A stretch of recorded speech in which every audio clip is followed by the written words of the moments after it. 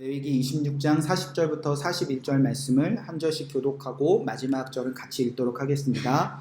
그들이 나를 거스른 잘못으로 자기의 죄악과 그들의 조상들의 죄악을 자복하고 또 그들이 내게 대항함으로 나도 그들에게 대항하여 내가 그들을 그들의 원수들의 땅으로 그것을 깨닫고 그 선을 받지 아니한 그들의 마음이 낮아져서 그들의 죄악의 형벌을 기쁘게 받으며 다 함께 읽겠습니다. 내가 야곱과 맺은 내 언약과 이삭과 맺은 내 언약을 기억하며 아브라함과 맺은 내 언약을 기억하고 내 땅을 기억하리라. 아멘. 하나님의 말씀입니다. 자리에 앉으시기 바랍니다. 오늘 말씀은 레위기 26장 40절부터 42절까지의 말씀을 붙잡고 너희가 내게 돌아오지 아니하면 말씀 제목 가지고 함께 말씀을 나누도록 하겠습니다.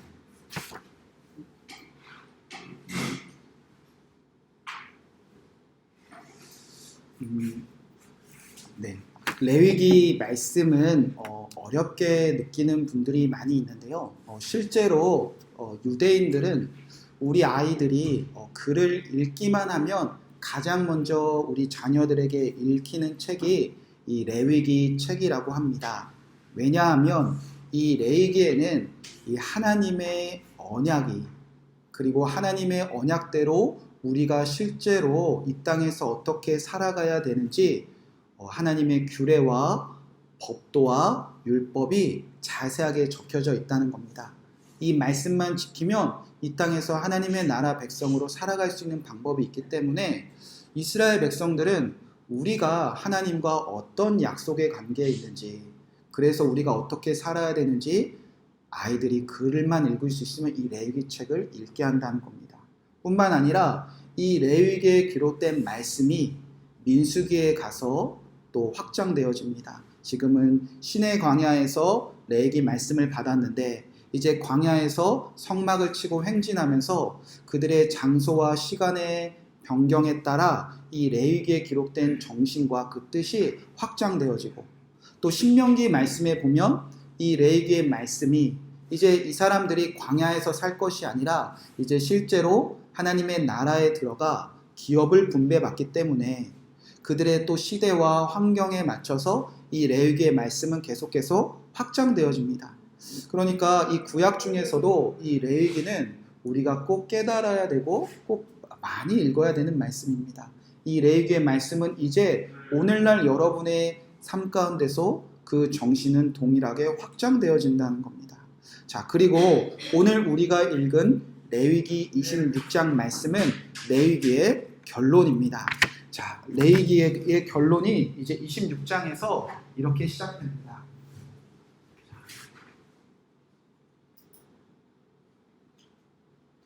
레위기 26장에 정확하게 하나님께서 둘로 나누기 시작합니다. 한쪽은 축복받는 삶을 말씀하시고요. 한쪽은 이제 재앙을 받는 삶을 말씀하십니다. 하나님께서 이제 모든 규례와 율례와 법도를 이스라엘 백성들에게 다 가르치시고 이제 이렇게 명령하십니다. 우리 성경을 안 덮으셨으면 레위기 26장 3절 말씀을 함께 읽어보도록 하겠습니다. 레위기 26장 3절 말씀입니다. 자, 시작.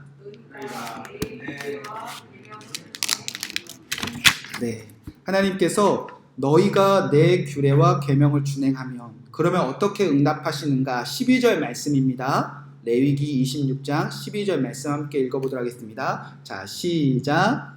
너희 중에 하여 너희의 하나님이 되고 너희는 내 백성이 되리라. 자, 그러니까 이렇게 결론이 되어져 있습니다.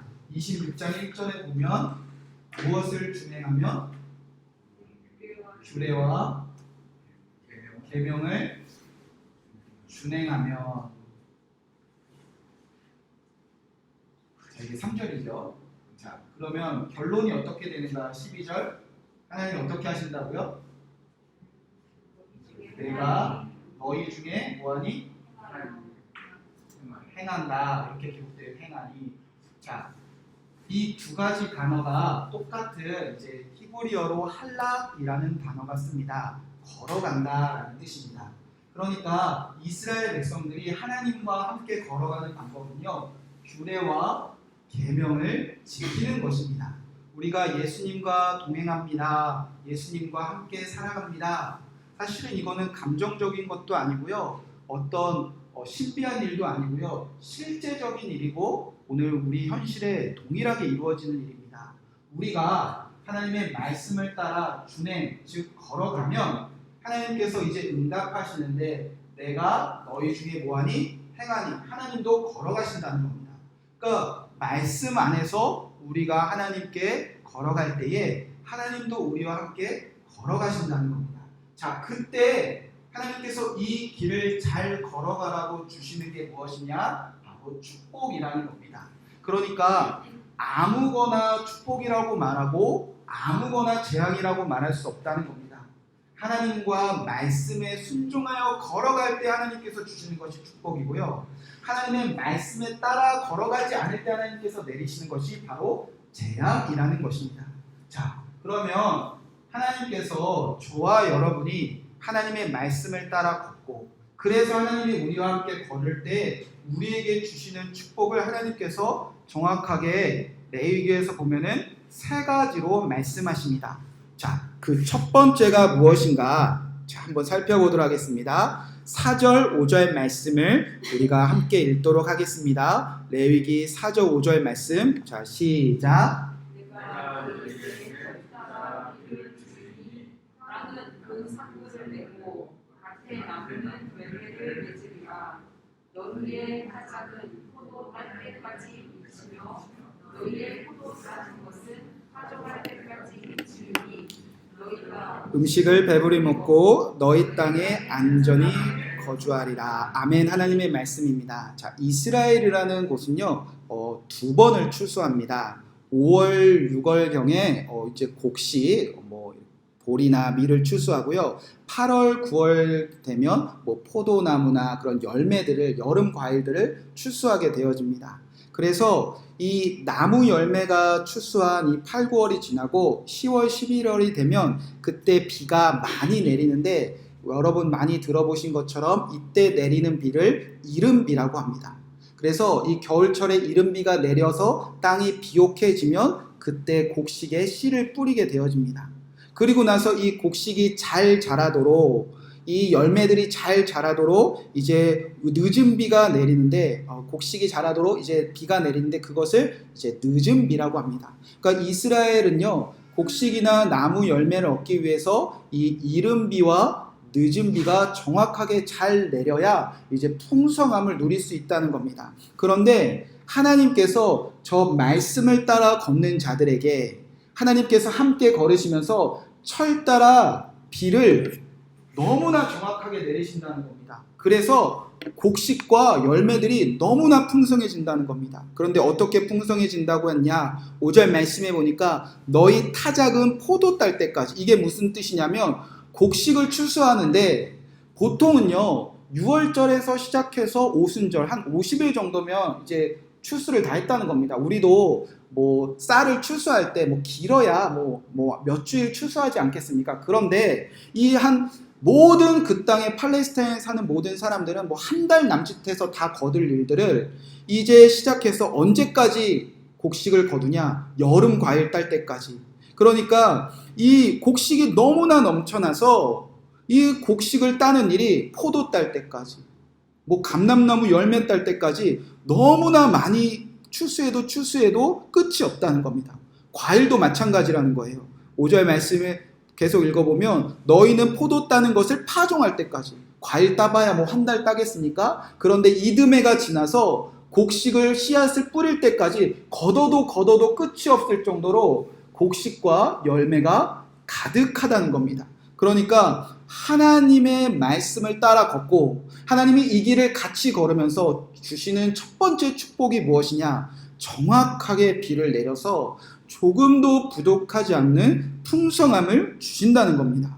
정말 오늘 계신 성도님들이 하나님의 말씀을 잘 지켜서 하나님이 여러분과 함께 걸어가셔서 이 모든 철 따라 비를 내리시는 풍성함을 누리시는 저와 여러분 되시기를 주님의 이름으로 간절히 축복의 말씀을 드립니다. 물론 하나님이 우리에게 비천에 처할 때도 허락하십니다. 가난을 허락할 때도 있습니다. 부족함을 주실 때도 있습니다. 그때 우리는 하나님께 만족하는 법을 배우고요. 일체에 자족하는 비결도 배우고요. 예수님 한 분으로 충분한 그 놀라운 복음을 배우기도 합니다. 인내하기도 하고요. 회개하기도 하고요. 겸손해지기도 하고요. 감사하기도 합니다. 그리고 내가 주님께 돌아오기도 합니다. 그러나 여러분 분명한 것은요. 하나님은 그의 자녀들을 영원한 배고픔에 내버려 두지 않으신다는 겁니다. 분명히 하나님의 말씀을 순종하는 자들에게는 그 가난과 배고픔과 부족함에 놔두시기 원치 않으신다는 겁니다. 하나님은 이 길을 잘 걸어가고 이 길을 나뿐만 아니라 모든 사람에게 함께 걸어갈 수 있도록 그 사람에게 풍성함을 주시고 그 풍성함을 나누게 하시면서 모든 말씀을 준행하는 자들을 통해서 이 일에 동참하게 하신다는 거죠. 저와 여러분이 이 축복을 누리셔서 여러분의 가정과 기업과 여러분의 삶 속에 비를 내리시는 그 모든 풍성함을 누리시는 저와 여러분 되시기를 주님의 이름으로 간절히 축복의 말씀을 드립니다. 자, 두 번째 6절 10절 말씀에 보면 하나님께서는 이제 두 번째 축복을 말씀하시는데, 자 6절 7절 8절 말씀을 우리 다 같이 읽어보도록 하겠습니다. 자, 시작.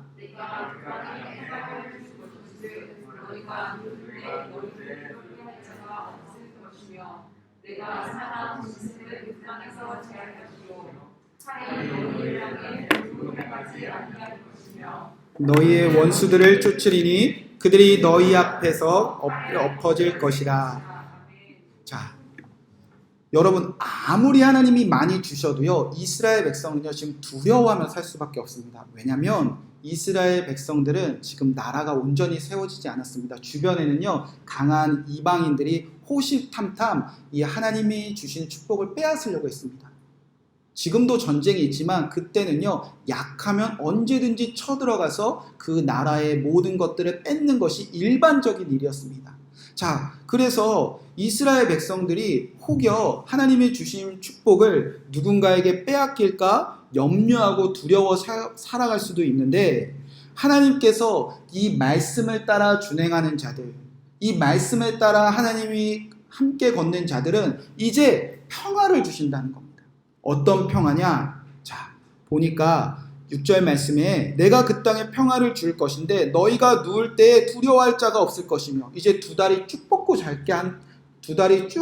자게 하신다는 겁니다. 왜냐? 사나운 짐승들이 빼앗지 못하고, 그리고 원수들이 쫓이고, 또 원수들이 칼 앞에 다 엎드려지고, 또 8절 말씀해 보니까 또 너희 다섯이 백을 쫓고 너희 백이 만을 쫓으리니 너희 대적에 너희 앞에서 칼에 엎드려 할 것이며, 하나님의 말씀을 따라지 않는 사람은 한 사람이요 다 이기게 하신다는 겁니다. 다섯이 백을 이기고 또 백이 만을 쫓으리니, 그러니까 하나님께서 돌보시고 지켜주셔서 이 주신 축복을, 이 풍성함을, 여러분의 창고에 가득한 그 하나님이 주신 놀라운 축복을 어디 새지는 않을까, 어디 빼앗기진 않을까, 조금도 염려하지 않고 두 다리 쭉 뻗게 자고 하신다는 겁니다. 자, 여러분들이 이 축복을 누리시는 저와 여러분 되시기를 주님의 이름으로 간절히 축복의 말씀을 드립니다. 하나님의 말씀을 준행함으로 여러분에게 주신 그 모든 축복을 빼앗으려고 하는 그 대적들을 언제나 물려쳐주시는 그 하나님의 은혜를, 축복을 마음껏 누리시는 여러분 되시기를 주님의 이름으로 간절히 축복의 말씀을 드립니다. 자, 이제 마지막 세 번째 축복 11절 12절 말씀을 함께 읽어보시기 바랍니다. 자, 시작. 내가 너희의 성막을 너희 중에 세우리니 내 마음이 너희를 싫어하지 않을 것이며 나는 너희 중에 행하여 너희의 하나님이 되고 너희는 내 백성이 될 것이라. 자, 마지막으로 세 번째, 하나님의 말씀을 따라 걷는 자들에게 하나님의 같이 걸으시면서 무엇을 주신다는 거죠? 성전, 성막을 세워주신다는 겁니다. 여러분, 하나님께서 세워주신다는 겁니다. 하나님의 말씀을 듣는 자에게, 따라 걷는 자에게 하나님께서 교회를 세워주시는 것입니다. 우리가 세우는 게 아니라 우리 힘으로 하는 게 아니라는 거죠. 성막, 성전, 교회가 그렇게 주님께서 세워나가신다는 겁니다. 여러분, 성막이 무엇이고 성전이 무엇이고 여러분에게 교회가 어떤 의미이십니까? 자, 이 성전, 이 성막, 이 교회는 하나님이 그들 백성들 가운데 중심에 거하시는 방법입니다. 구약에서도 그랬고요. 신약에서도 그렇고요. 지금도 동일하게 그러십니다. 하나님은 그들 백성들 가운데 이 성막을 세워주시고 그곳에 임재하십니다. 신약에서도 마찬가지입니다. 예수 그리스도께서 우리들 마음 가운데 성전 장막을 펴셨다라고 기록되어져 있습니다. 그러니까 성전을 세우시고 우리와 함께 거하신다는 겁니다. 그러니까 하나님께서 이 말씀에 따라 사는 사람들에게 성막을 세워주신다는 것은 이제 우리 안에 임재하시는 사건입니다. 영원히 함께 하시는 사건이죠. 자, 이것이 축복의 마지막 놀라운 결과입니다. 철 따라 비를 내리시고 풍성함을 주시는 그 하나님이, 그리고 이 모든 축복을 빼앗으려고 하는 모든 악한 사단과 원수와 대적들을 다 물리쳐 주시고 여러분이 평안히 잠들 수 있도록 평안을 주시는 하나님께서 이제 여러분 안에 장막을 치시고 영원히 함께 하시는 축복을 누구에게 주신다? 계명과 규례를 준행하는 자들에게. 자, 여러분, 이 축복을 누리는 자들, 여러분이 정말 이 가운데 살고 계셔서 이 축복이 여러분에게 이루어졌다면 여러분이 이제 13절처럼 살고 있어야 된다는 겁니다.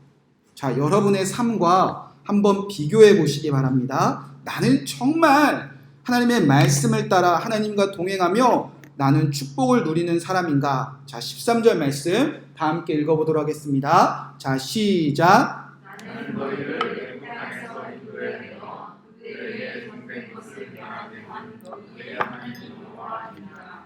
내가 너희의 머리에 백장을 쓰고 너희를 바로 서서 걷게 하느니라.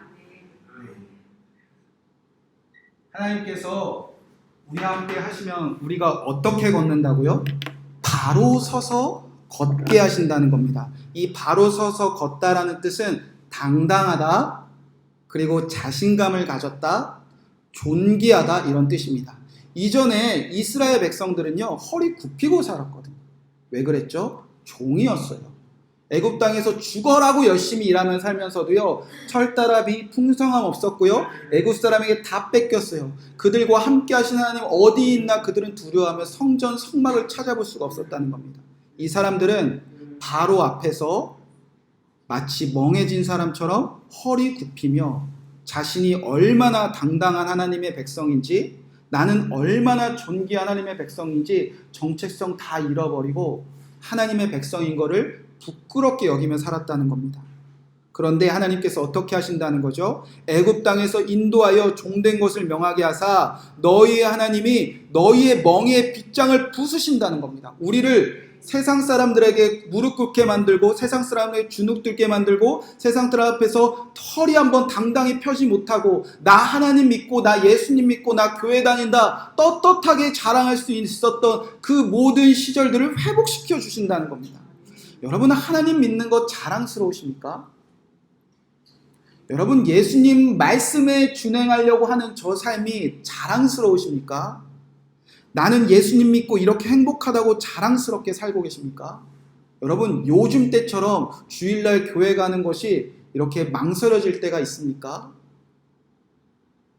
요즘처럼 직장과 가정과 이웃과 그 눈앞에서 내가 예수님 믿고 당당하게 허리 펴서 살기 힘들 때가 또 있습니까?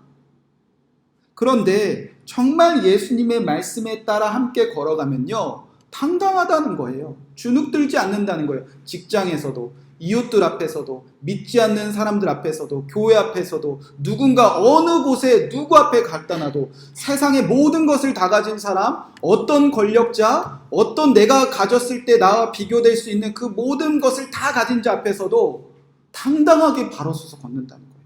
여러분, 저거 다 가진 사람이 부끄러울 게 뭐가 있습니까? 풍성하죠? 평화로워요? 그리고 내 안에 예수님 정말 살아계셔요. 그래서 멍에 빗장을 다 부수신 예수 그리스도와 함께 언제 어디서나 어느 곳에 다져놔도 당당하게 서서 걸어간다는 겁니다. 그런 사람의 대표적인 인물이 누군가? 요셉입니다. 구덩이에 던져놔도 당당했습니다. 감옥에 던져놔도 당당했습니다. 그가 보디발의 아내에게 유혹에 물리쳤음에도 불구하고 죄인으로 오해받아도 그는 당당했습니다. 그 모든 애굽의 신하들 앞에서도 당당했습니다. 언제 어디서나 허리 펴고 바로 서서 나는 하나님의 백성인 것을 자랑하며 살게 하신다는 겁니다.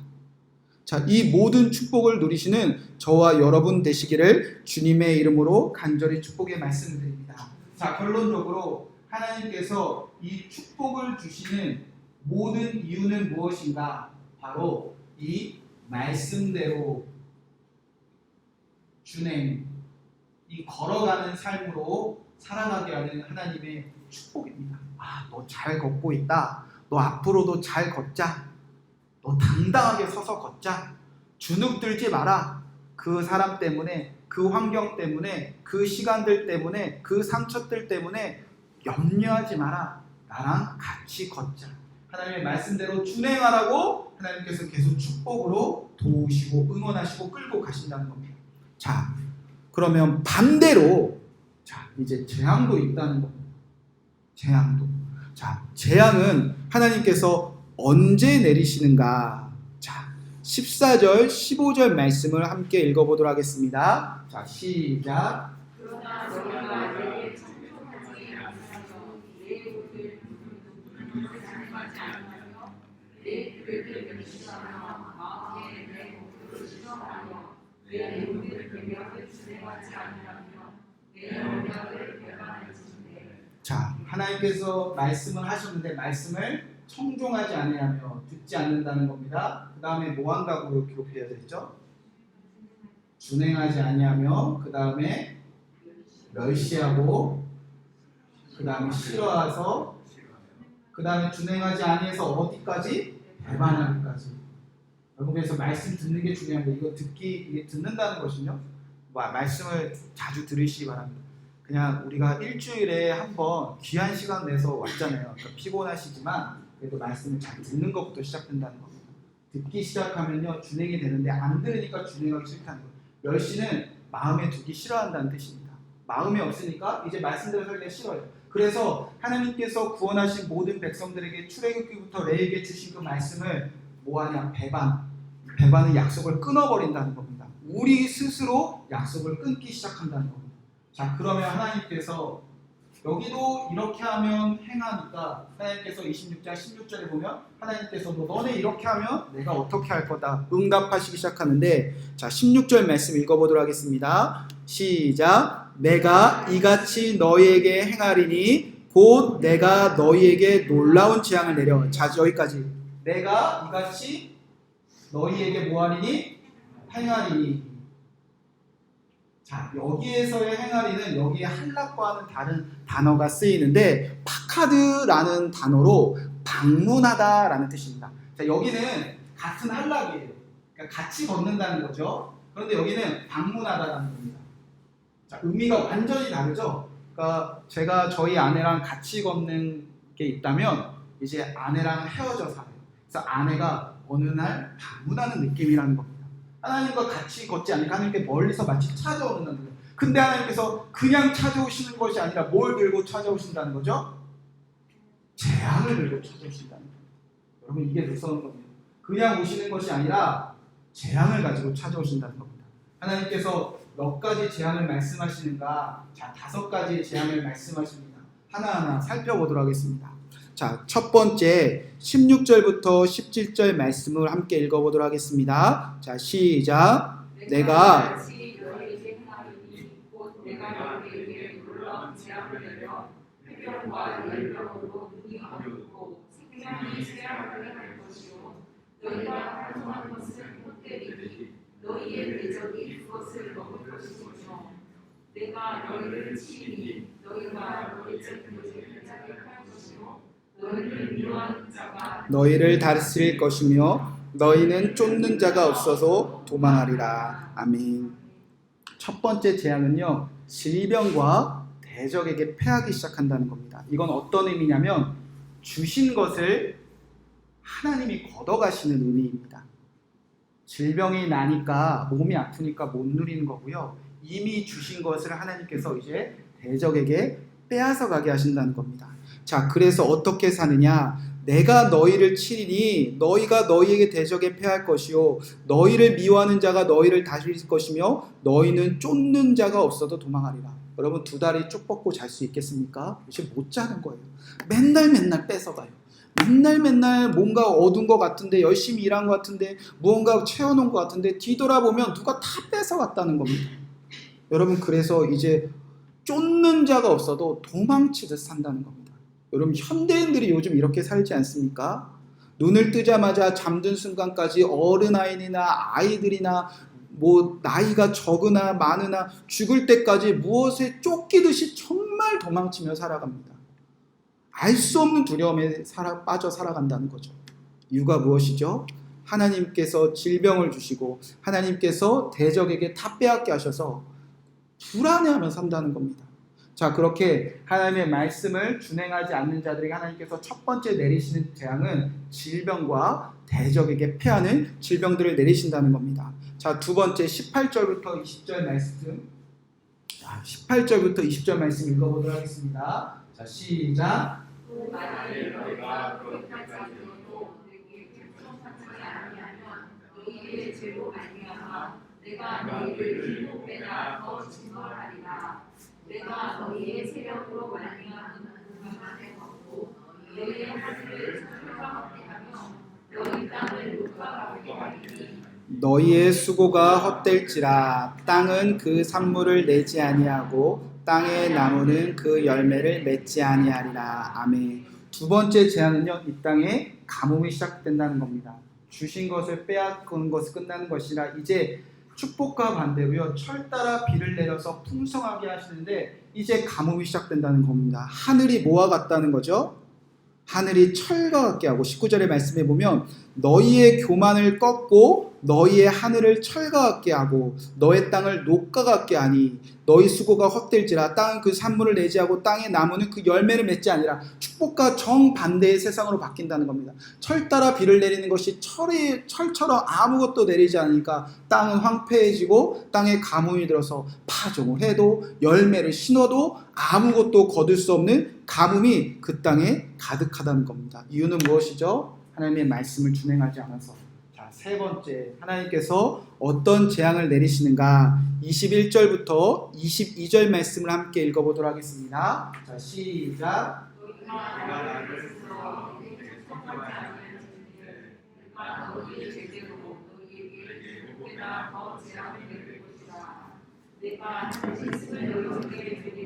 그것들을 너희에게 자녀를 움키고 너희 가축을 멸하며 너희 수료를 줄이리니 너희의 길들이 황폐하리라. 아멘. 세 번째 재앙은요, 이 땅에 들짐승이 가득하다는 겁니다. 여러분, 만약에 여러분의 집 주변에 막 여러분의 자녀를 막 잡아서 죽이려고 하는 들짐승이 막 돌아다닌다는 거예요. 그럼 여러분 어떻게 하실 거예요? 어떤 수를 써서라도 들짐승을 쫓아내지 않겠습니까? 우리 정말 금쪽 같은 아들을 그 들짐승들이 물어 죽여서 잡아먹히려고 하는데, 그런데 하나님께서 들짐승을 보냈는데 자녀들을 물어뜯고 우리의 가축들을 다 빼앗아가도 사람들이 어찌할 바를 모른다는 겁니다. 이게 어떤 뜻이냐면요, 창조의 세계가 완전 다 무너진다는 겁니다. 하나님께서 주신 축복은 무엇이냐? 이 땅에 사람이 생육하고 번성하고 충만하고 땅을 정복하고 땅에 있는 모든 생물들을 다스린다는 겁니다. 그런데 이 땅에 질병과 대적들이 패하고 가뭄이 가득하니까 들짐승이 가득해도 이것을 막을 수 있는 무엇이 점점 사라지기 시작하는가? 사람들이 실제로 사라진다는 겁니다.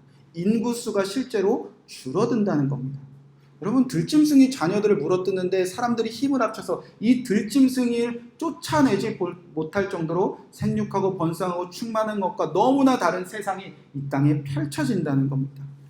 여러분, 이런 끔찍한 세상이 시작되어진다는 겁니다. 자, 네 번째, 23절부터 26절까지 어떤 질병을 내리시는가? 23절부터 26절까지 한번 읽어보도록 하겠습니다. 자, 시작. 이거를 말하고 너희가 너희로 돌아오지 아니하고 내게 대항하지니 나도 너희에게 대항하며 너희 죄로 말미암아 너희를 치리라.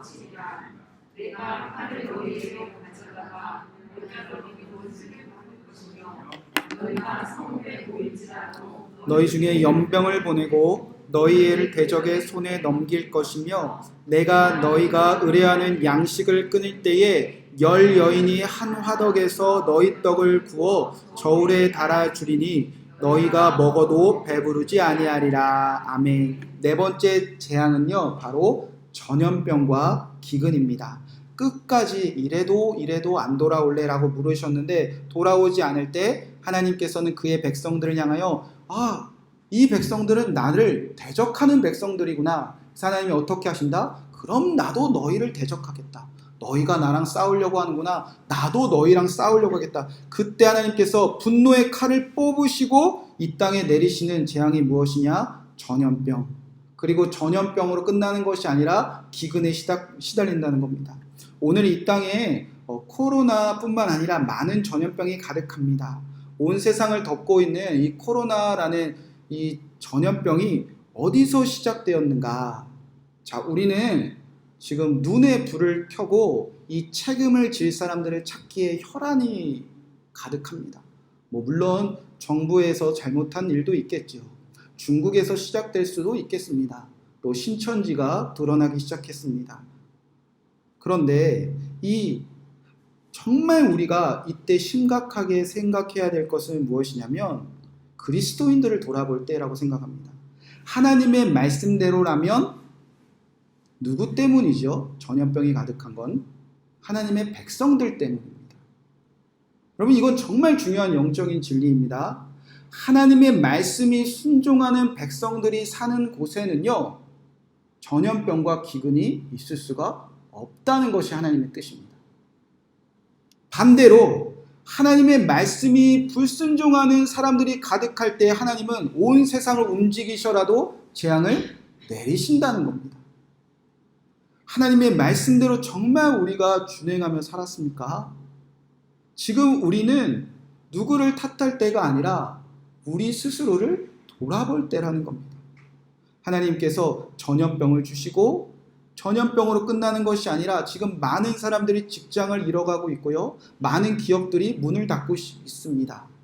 그리고 정말 영세 상인들과 자영업자들이 정말 기근에 시달리고 있습니다.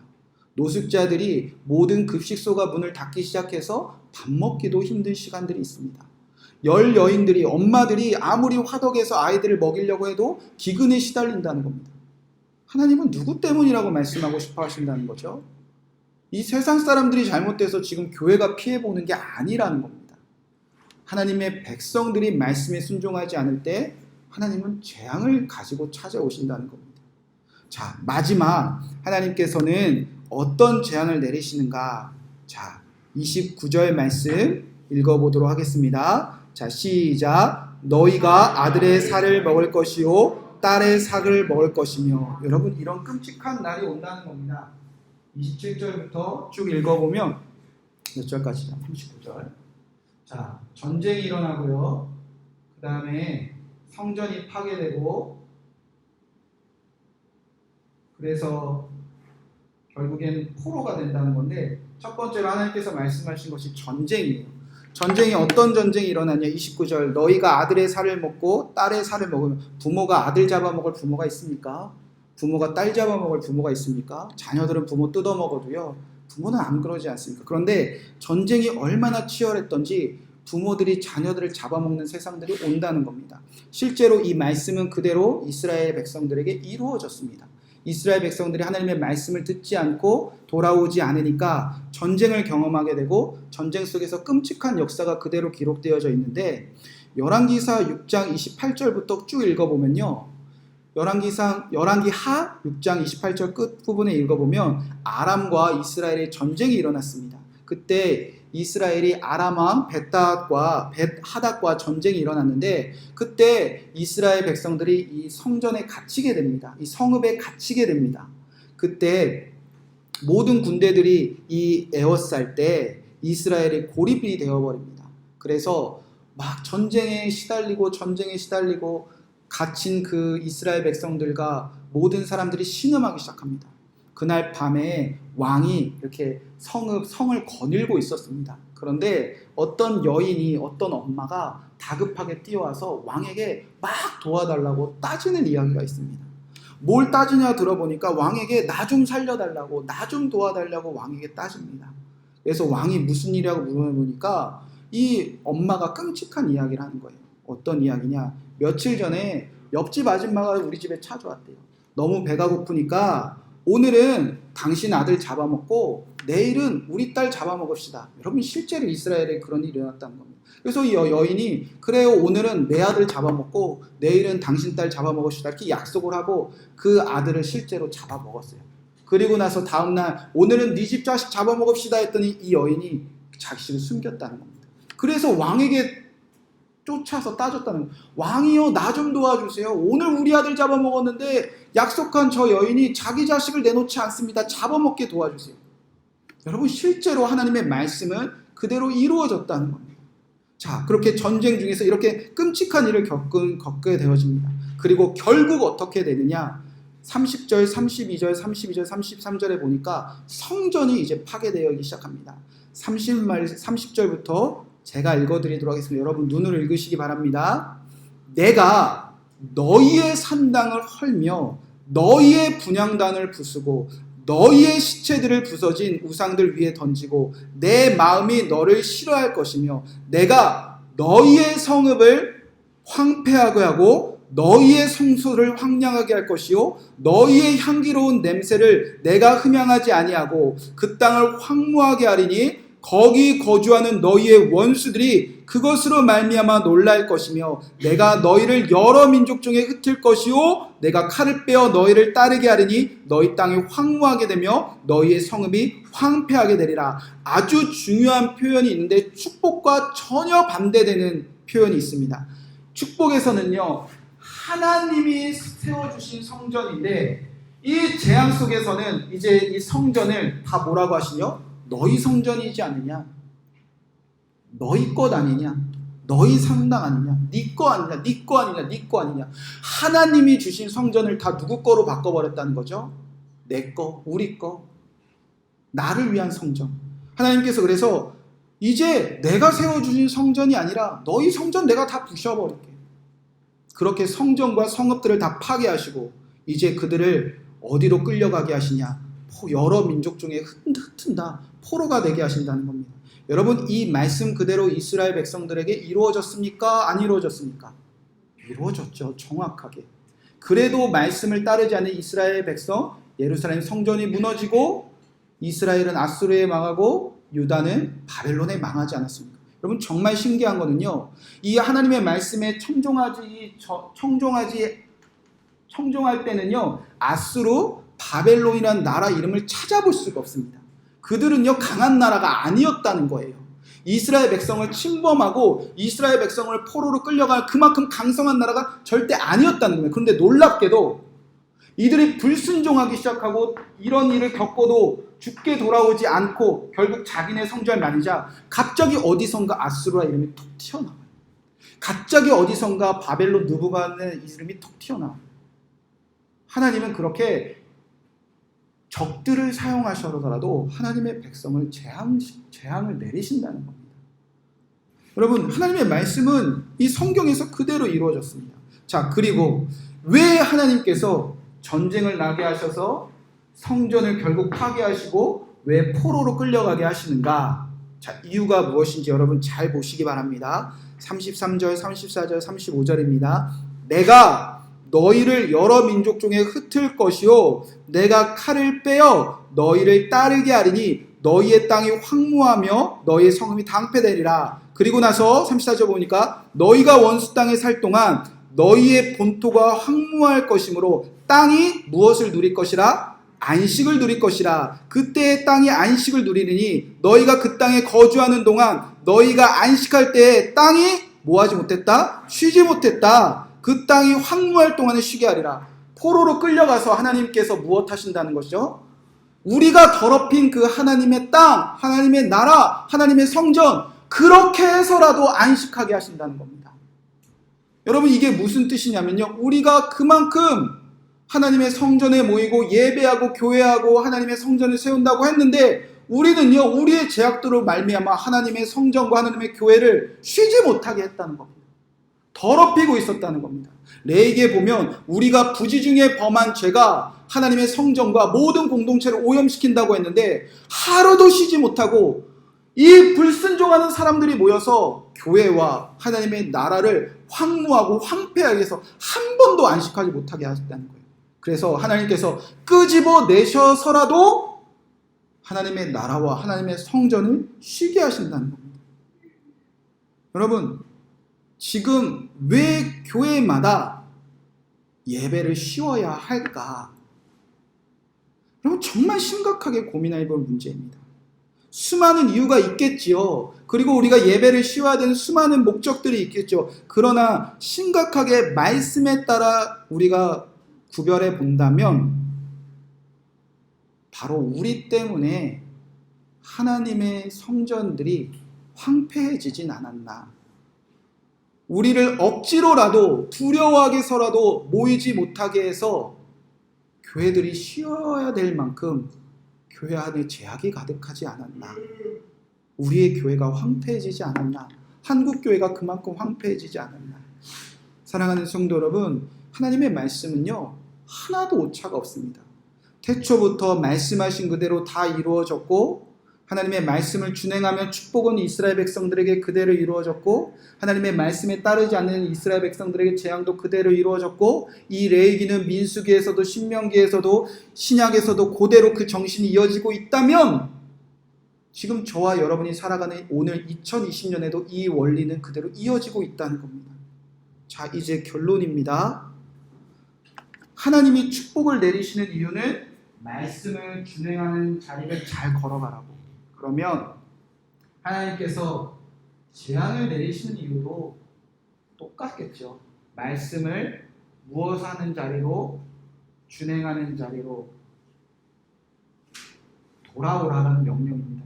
돌아오라. 자, 한번 찾아볼까요? 왜 이렇게 하나님께서 우리의 날 사랑하시면 이런 일을 왜 하실까? 하나님 정말 우리 사랑하시는 거 맞습니까?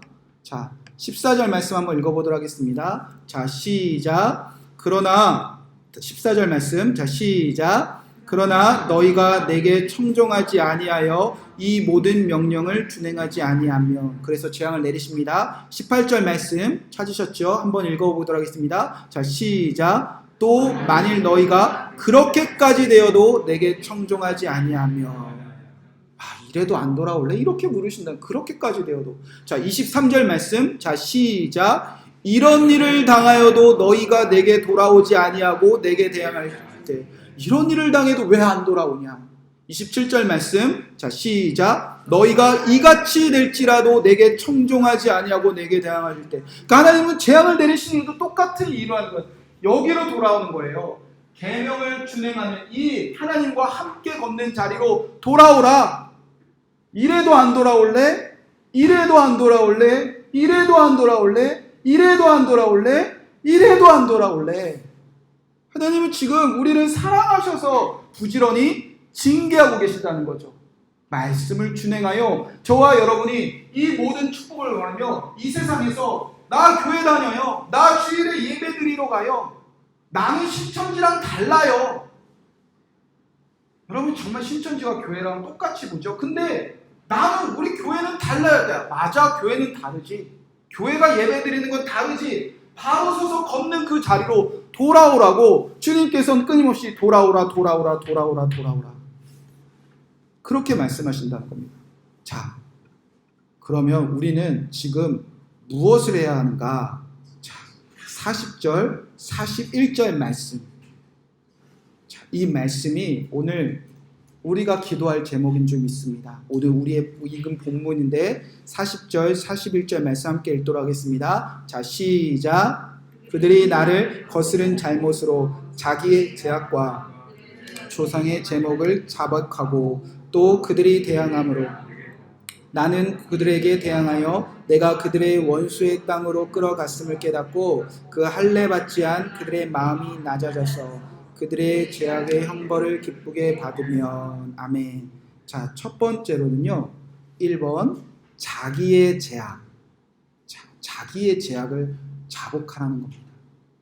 내가 이대로 살지 않고 쓸 데가 없네요. 그냥 외우시기 바랍니다. 첫 번째, 자기의 제약을 회개하는 거. 남 탓하지 말라는 겁니다. 여러분, 이게 우리가 지금 코로나19를 대처하는 주님의 방법입니다. 내가 나 때문이지라고 생각하는 한 사람 찾고 계신다는 거. 두 번째, 그들의 조상의 제약을 자복하고, 이거는요, 내 제약뿐만 아니라 지난날의 모든 죄를 누가 회개하라는 거죠? 저와 여러분이 회개하라는 겁니다. 내가 알지도 못하는 조상들, 내가 알지도 못하는 사람들, 우리의 죄로 여기고 자복하라는 겁니다. 그리고 나서 41절 쭉 읽어보면 세 번째, 그들의 마음이 모해져서 낮아져서. 여러분, 우리는 전염병 하나만 일어나도 일상이 다 무너지는 사람입니다. 하나님이 재앙 하나 내리면 아무것도 못하는 사람이었는데 우리가 그렇게 교만하고요, 그렇게 우리 성전에서 우리가 잘 먹고 잘 산다고 잘한다고 착각했다는 겁니다. 우리가 낮아지고. 네 번째, 그들의 죄악의 형벌을 어떻게 받으면? 기쁘게 받으라는 겁니다. 여러분, 왜? 하나님께서 돌아오라는 메시지니까. 그래서 우리의 죄를 자복하고, 이 땅의 모든 사람들이 하나님의 말씀대로 살지 않는 그 모든 죄들을 나의 죄로 여기고 죄를 자복하고, 그리고 우리가 하나님 앞에서 겸손히 낮아져서 이 모든 재앙마저 하나님이 돌아오게 하시는 메시지구나, 기쁘게까지 받으면 하나님이 이렇게 약속하셨습니다. 42절 말씀입니다. 내가 야곱과 맺은 내 언약과 이삭과 맺은 내 언약을 기억하며 아브라함과 맺은 내 언약을 기억하고 그 땅을 기억하리라. 하나님께서 아브라함에게 맺은 언약의 핵심이 무엇입니까? 너는 무엇이 될지라? 복이 될지라. 하나님의 백성들이 잘 살면요, 온 땅이 이렇게 살고요, 하나님의 백성이 잘못하면 온 땅이 이렇게 된다는 겁니다. 여러분, 그러니까 우리가 회개할 때죠, 중국, 정부, 신천지 그거 탓할 때 아니라는 겁니다. 우리는 지금요, 두려움에 가득 차 있고 어떻게 해결할까 싸우고 다투고 있는데, 여러분, 생명이 죽어가고요, 두려움이 가득하고요, 아이들이 마음껏 학교도 못 가고요, 학원도 못 가고요, 집 밖도 못 나가고요, 대기업, 중소기업, 영세상인 가정의 생계조차 위협당하고 있습니다. 직장을 잃어가고 있습니다. 심지어 교회에서 황폐해지고 예배일조차 멈춰지고 있습니다. 누군가 책임질 사람, 눈에 불을 켜고 찾고 있는데 주님은 지금 이런 사람 찾는다는 거예요.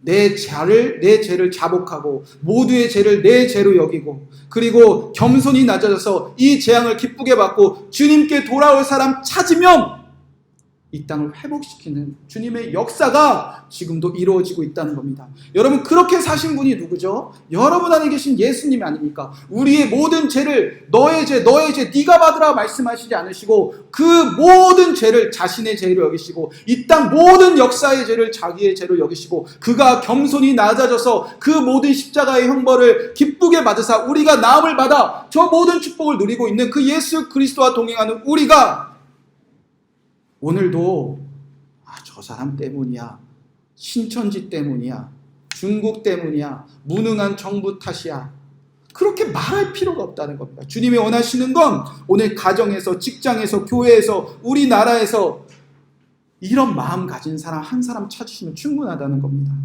예수님처럼 모든 죄를 나의 죄로 여기고 회개하고 또 회개할 사람, 그 하나님의 언약을 기억하고 모든 징계를 거두시고 그 모든 축복의 자리로 돌아가 복덩어리가 될 사람. 여러분, 정부가 이 나라 다스리는 것 아닙니다. 신천지가 이 나라 다스리는 것 아닙니다. 하나님이 이 나라 다스리시고요, 하나님의 말씀대로 순종하는 백성들로 이 나라 다스리고 계셨던 겁니다. 여러분, 누군가는 그렇게 살고 있었다는 거예요. 이 땅에 조선의 나라가 예수님 믿는 나라가 되었을 때 누군가는 끊임없이 회개하고 자복하고 낮아지고 징벌을 받는 여러분의 조상들과 여러분의 부모님들이 계셨다는 겁니다. 여러분들보다 먼저 예수 그리스도를 믿은 목사님들과 끝까지 교회와 나라를 위해서 회개하는 사람들이 있었다는 겁니다. 그런데 왜 이 땅이 이렇게 되었을까? 그 사람들이 점점 사라지고 있다는 겁니다. 여러분, 이게 진리입니다. 여러분, 이게 사실입니다. 그리스도인들조차 회개하지 않고, 그리스도인조차 낮아지지 않고, 그리스도인조차 누군가를 탓하고 있다면 하나님이 누구를 통해서 이 나라를 회복하십니까? 말씀에 재앙을 받고 돌아와 순종하는 사람들이 있어야 이 땅이 회복되는데 여전히 우리는 다른 사람 탓하고 있진 않은지, 저와 여러분이 예수님 때문에 나음을 받았으니 그 예수님 때문에 모든 사람을 살리는 저 축복의 자리로 돌아가시는 저와 여러분 되시기를 주님의 이름으로 간절히 축복의 말씀드립니다. 여러분을 복이 되게 하실 것입니다. 그 언약을 기억하시고 가정과 나라와 교회와 여러분의 열방을 회복시키시는 그 복의 자리로 돌아가시는 저와 여러분 되시기를 주님의 이름으로 간절히 축복의 말씀을 드립니다. 우리 다 함께 꽃들도 찬양하면서 하나님께 봉헌해 드리고, 하나님, 내가 이 말씀을 준행하는 자리로 돌아가겠습니다. 그러하오니 이 나라와 교회와 나라와 열방이 정말 모두가 주님을 찬양하는 그 복의 자리로 되돌려 주시옵소서. 우리 결단하는 마음으로 찬양하고 하나님께 영광 돌리고 마치도록 하겠습니다.